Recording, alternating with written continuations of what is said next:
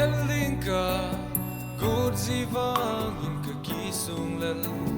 na mel hoi na hizatam si lung at lay sa ti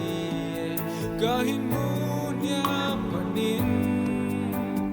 kalung sun na tudimtay lalo izat intam song lenang bau kahin lung si na so mai me siu siu kahin mu si ting kalung lai angol den sa zita na ko ma zinga tim tu lel teileng golin zong nei he tim ta na te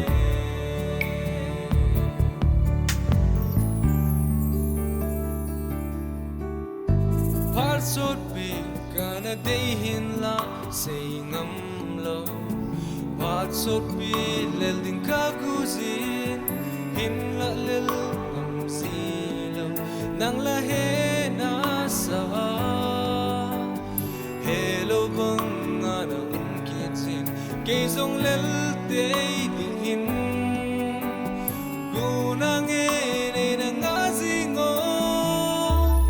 na so mai me siu siu kahin mu si ting kalung lai angol den sa zita na ko ma zinga tim tu lel teileng golin zong nei he tim ta na te